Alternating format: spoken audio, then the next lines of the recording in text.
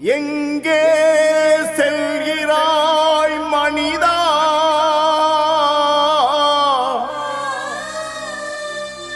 உன் பாதை சரிதானா? நில், கவனி, செயல்படு. தந்தை, மகன், தூய ஆவியின் பெயரால் ஆமென். எங்கள் அன்பு நிறைந்த எங்கள் தகப்பனே, மிகுந்த தயாளம் பொருந்திய கடவுளே, இந்த உலகை படைத்தவரே, வழிநடத்தும் ஆவியானவரை பொழிந்தவரே, உம்முடைய அன்பின் பராமரிப்பை முழுமையாக வெளிப்படுத்த உம்முடைய சொந்த மகன் கிறிஸ்துவையே எங்களுக்கு மீட்பராக தந்த கடவுளே, உம்மை போற்றுகிறோம். தந்தை, மகன், தூய ஆவி என்று மூவொரு கடவுளாக இருக்கிற தெய்வமே, தெய்வங்களுக்கெல்லாம் மேலான எங்கள் இறைவா, உம்மை ஆராதிக்கிறோம். நீர் குடும்பமாக இருப்பது போல ஒன்றித்து ஆண்டவரே நீர் வாழ்வது போல எங்கள் ஒவ்வொருவருடைய குடும்பமும் ஒன்றிப்பு மிகுந்த உணர்வோடு வாழட்டும். உம்மிடமிருந்து நாங்கள் கற்றுக்கொள்ளும்படியாக ஆண்டவரே எங்களையும் எங்கள் குடும்பங்களையும் உம் திருப்பத மலர்களில் ஒப்புக் கொடுக்கிறோம். ஒற்றுமையாக நாங்கள் வாழவும் ஒருமைப்பாட்டு உணர்விலே வளரவும் இவ்வாறு உம்மை நாங்கள் பிரதிபலிக்கவும் எங்களுக்கு அருள்வீராக. ஆசீர்வதியும் ஆண்டவரே, திரியேக தெய்வமே, எங்களை ஆசீர்வதியும், எங்களுடன் இருப்பீராக. என்னாலும் உங்களோடு இருப்பேன் என்று சொன்ன உம்முடைய அன்பு மகன் இயேசு கிறிஸ்துவினுடைய வல்லமை மிகுந்த வாக்குறுதியின்படியே மூவொரு கடவுளே எங்களோடு இருப்பீராக, எங்கள் குடும்பத்திலே இருப்பீராக. இதனால் எங்கள் குடும்பங்கள் வாழட்டும், எங்களுடைய சமுதாயம் வாழட்டும். எங்களுடன் நீர் இருப்பதனால் எங்களுக்கு எந்த குறையும் இல்லை என்பதை நாங்கள் உணர்ந்து உமக்கு சான்று பகர்ந்து வாழ அருள் கூறும்.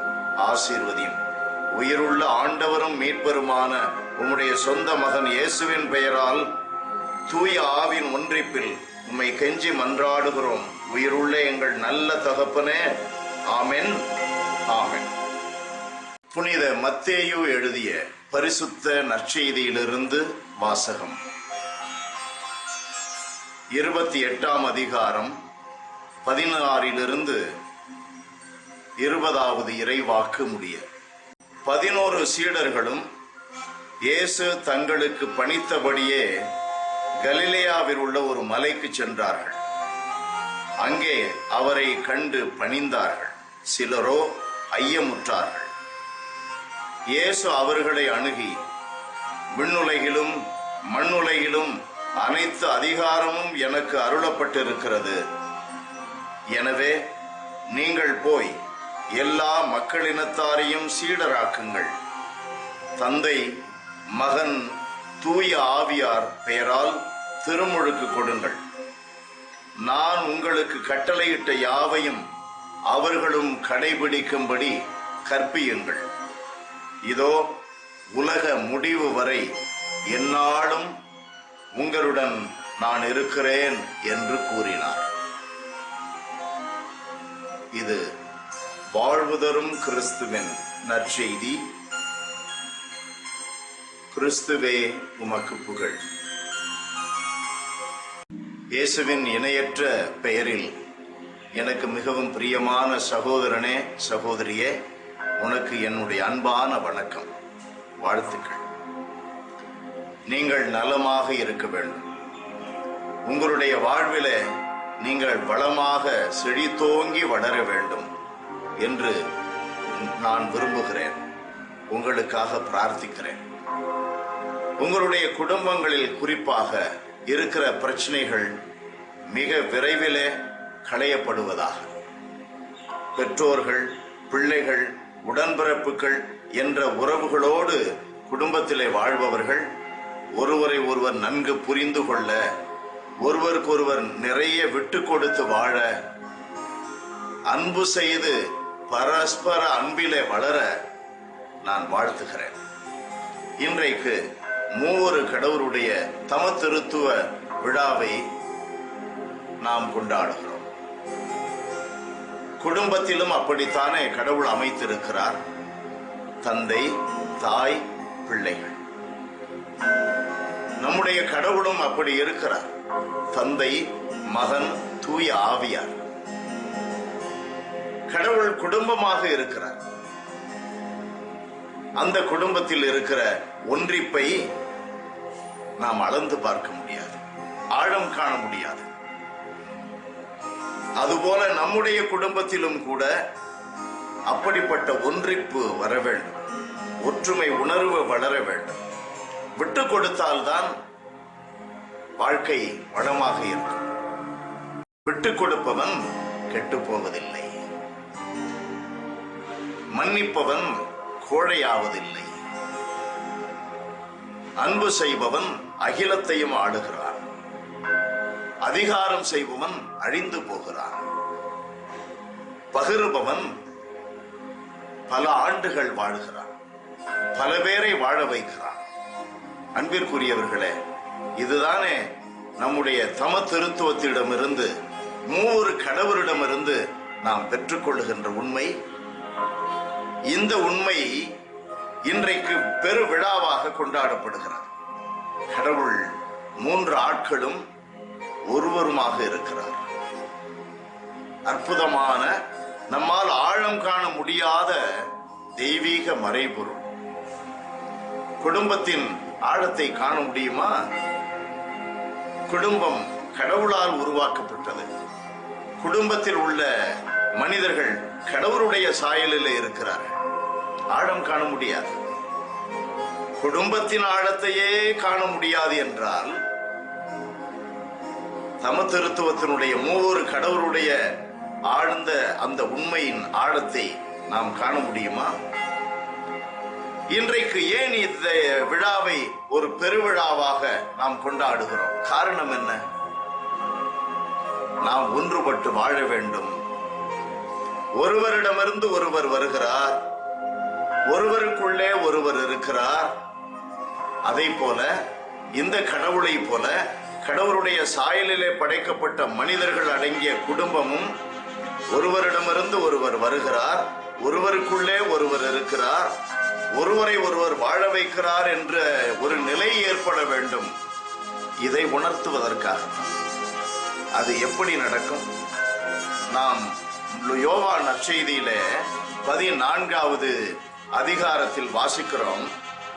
ஆண்டவர் சொல்லுகிறார், என் மீது அன்பு கொண்டிருப்பவர், 23வது வசனம், என் மீது அன்பு கொண்டுள்ளவர் நான் சொல்வதை கடைபிடிப்பார், என் தந்தையும் அவர் மீது அன்பு கொள்வார், நாங்கள் வந்து அவருடன் குடிகொள்வோம். அன்பானவர்களே, அதை சிந்தனை செய்து பாருங்கள். எப்பொழுது அவர்கள் ஆண்டவராகிய கடவுள், மூவொரு கடவுள் வந்து நமக்குள்ளே குடியிருக்கிறார், நாம் அவரை அன்பு செய்யும் பொழுது, அன்பு செய்வதின் அடையாளமாக அவருடைய விருப்பங்களை, கட்டளைகளை கடைபிடிக்கும் பொழுது, தாய் தகப்பன் சொல்லுவதை பிள்ளைகள் கேட்கும் பொழுது, பிள்ளைகளுடைய எதிர்பார்ப்புகளுக்கு ஏற்ப, அவர்களுடைய தேவைகளுக்கு ஏற்ப, எதிர்பார்ப்புகள் 1000 இருக்கலாம், அவர்களுடைய தேவைகளுக்கு ஏற்ப பெற்றோர்களும் மிகுந்த கடமை உணர்வோடு, பொறுப்புணர்வோடு பிள்ளைகளை அன்பு செய்து அவர்களுடைய தேவைகளை நிறைவேற்ற எதையும் செய்ய துணிந்து இருப்பது என்ற ஒரு மனநிலை குடும்பத்திலே சூழும் பொழுது அங்கே கடவுள் இருக்கிறார். அங்கே ஒருவருக்காக வாழுகிறார்கள். அந்த குடும்பம் கடவுளை போல ஒன்றித்து வாழுகிறது. கடவுளை போல ஒன்றித்து வாழுகிறது. அன்பானவர்களே, கடவுள் சொல்லுகிறார், இன்றைய நற்செய்தியிலே நாம் 20வது வசனம், மத்தேயு நற்செய்தி 28வது அதிகாரம், அதிலே நாம் காணுகிறோம், எந்நாளும் உங்களோடு இருப்பேன் என்று இயேசு சொல்லுகிறார். இது கடவுளால் முடியும். கடவுள் அவரை நம்புகின்றவர்கள், அவரை அறிவிக்கின்றவர்கள், அவருடைய கட்டளைகளை கடைபிடிக்கின்றவர்கள், இவர்களோடு எந்நாளும் இருக்கிறார். அதனால் கலங்கி போக தேவையில்லை. இதே போலதான் ஒரு குடும்ப வாழ்விலும் கூட இந்த மூவரு கடவுளை பிரதிபலிக்கின்ற குடும்பங்களில் கடவுள் இருப்பதனால் அந்த குடும்பத்தை சேர்ந்தவர்கள் எங்கே இருந்தாலும் அவர்கள் கலங்கி போக தேவையில்லை, மனைவியை பற்றி சந்தேகப்பட தேவையில்லை.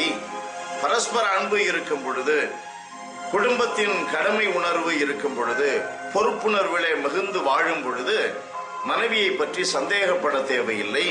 கணவன் பிரமாணிக்கும் தவிர வழி இல்லை.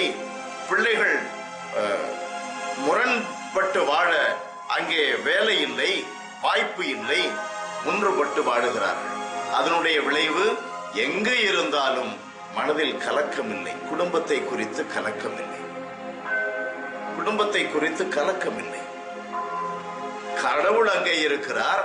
கடவுள் சாயலில கடவுளுக்கு அடுத்தபடியாக கடவுளால் நமக்கு கொடுக்கப்பட்டு இருக்கின்ற பெற்றோர்களுடைய அன்பு நம்மை பிள்ளைகளை பின்பற்றி வருகிறது. அந்த அன்பு சூழலில கடவுளுடைய தெய்வீகம் அவர்களை மூடிக்கொள்ளுகிறது. கலங்க தேவையில்லை, கவலைப்பட தேவையில்லை, சந்தேகப்பட தேவையில்லை. அன்பானவர்களே, என்ன ஆழமான அர்த்தத்தை கடவுள் இந்த தெய்வீக பரம்பொருளுடைய மறை உண்மையை கொண்டாடுகின்ற வேளையில் நமக்கு கொடுக்கிறார். பெற்றோருடைய அன்பு உன்னை பின்பற்றி வரும், பிள்ளைகளுடைய பாசம் உன்னை பின்பற்றி வரும், பெற்றோர்களை பின்பற்றி வரும். விட்டு கொடுத்த, மன்னித்த, ஒன்றுபட்டு வாழ்ந்த அந்த உணர்வுகள் உங்களை மூடிக்கொள்ளும். அது பாதுகாப்பு அரண். அரண் கடவுளினுடைய பாதுகாப்பு அரணாக இருக்கிறார் என்றால் கடவுள் எங்கே இருக்கிறார்? அன்பு செய்கின்ற இடத்திலே கடவுள் இருக்கிறார். அன்பு செய்கின்ற பிள்ளைகள், அன்பு செய்கின்ற பெற்றோர்கள், இவர்களை சுற்றிலும் அந்த அன்பு என்ற பிணைப்பு, அதுதானே தெய்வம், அதுதானே கடவுள். 4:8 யோவானிலே வாசிக்கிறோமே, அன்பே கடவுள். அவர்தான் அங்கே இருக்கிறார். அந்த அன்பு என்ற அரணை கடந்து எந்த தீமையும் நுழைய முடியாது,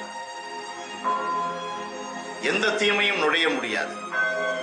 நான் இன்னும் அதிகமாக சொல்லுவேன், அந்த அன்பு என்ற கேடயம், அரண் உறுதியாக இருந்தால் விபத்து கூட தாக்காது. It is scientific. When the love string is very strong, love string is very strong, not even the accident can intrude, because scientifically the vibrations, love vibrations, very hard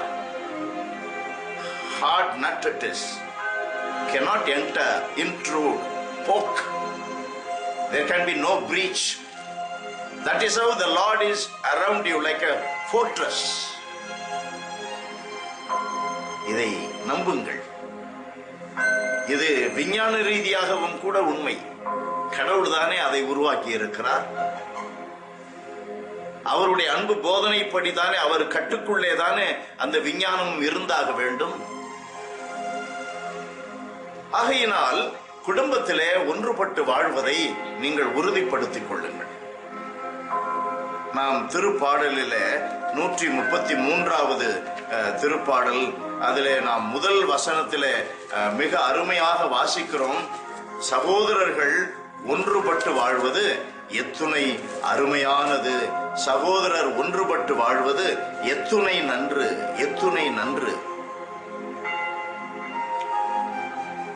3வது வசனத்தினுடைய கடைசி பகுதியில பார்க்கிறோம், ஏனெனில் அங்கிருந்தே ஒன்றுபட்டு வாழுகின்ற அந்த வாழ்க்கை சூழலில் இருந்தே, அங்கிருந்தே என்றும் உள்ள வாழ்வெனும் ஆசிதனை ஆண்டவர் பொழிந்தருள்வார். இப்பொழுது உங்களுக்கு புரிந்திருக்கும். குடும்பத்திலே ஒன்றுபட்டு வாழும் பொழுது கடவுள் ஆசியை அங்கே நிரப்புகிறார், ஆசியை அங்கே நிரப்புகிறார். பெற்றோர்களுக்கு கீழ்ப்படிந்து வாழ்வதை குறித்து கடவுள் கட்டளை கொடுக்கிறாரே, விடுதலை பயண நூலில் நாம் வாசிக்கிறோம் 20வது அதிகாரம், அதில் 12வது வசனம். அது நமக்கு என்ன சொல்லுகிறது பாருங்கள். கடவுள் உனக்கு கொடுக்கிற நாட்டில் நீ நீடூடி வாழும் பொருட்டு, உருப்படும்படியா, வளமான வாழ்வை பெறும்படியாக, நீ நல வாழ்வு வாழ கடவுள் உனக்கு கொடுக்கிற நாட்டிலே நீடூடி வாழும் பொருட்டு உன் தாய் தந்தையை மதித்து நட. பார்த்தீர்களா? அந்த மதிப்பிலே தெய்வ பயம் இருக்கிறது, அந்த மதிப்பிலே அன்பு இருக்கிறது, அந்த மதிப்பிலே கடமை உணர்வும் பொறுப்புணர்வும் இருக்கிறது. அன்பானவர்களே, அங்குதான் கடவுள் இருக்கிறார். பெற்றோர்களிலே கடவுள் இருக்கிறார், பிள்ளைகளிலே கடவுள் இருக்கிறார், அன்பு நிறைந்த சூழலிலே கடவுள் இருக்கிறார், ஆண்டவருடைய கட்டளைகளை கடைபிடிக்கிற குடும்பத்திலே கடவுள் இருக்கிறார். அங்குதான் அந்த மூவர் கடவுள். அந்த 23வது வசனத்திலே 14 யோவானிலே வாசித்தோமே, அதில் சொல்லுகிறார் பாருங்கள், என்னுடைய அன்பு கட்டளைகளை கடைபிடிக்கிறவனுடைய உள்ளத்திலே நாங்கள் வந்து குடிகொள்ளுவோம். கடவுள் கட்டளையை கடைபிடிக்க மிகுந்த மன உறுதியோடு புறப்பட்ட திருமுழுக்கு பெற்ற இயேசு ஆண்டவர் கரையேறி நின்று ஜெபித்துக் கொண்டிருக்கும் பொழுது லூக்கா நற்செய்தி 3:21 வாசிக்கிறோம். வானம் திறந்தது, தூய ஆவியானவர் இறங்கி வெண்புறாவை போல ஆண்டவர் இயேசுவின் மேலே இறங்கி வந்து அசைவாடினார். திறந்த வானத்திலிருந்து கடவுளுடைய குரல் ஒலி கேட்டது. பார்த்தீர்களா? When you are committed to love life, the real love life, not just emotionally, not in the peripheral level. When you are committed to a real love life, there is God. The Trinitarian God is there with you to bless, to guide, to protect, to be with you. He is there. God bless you. Praise the Lord.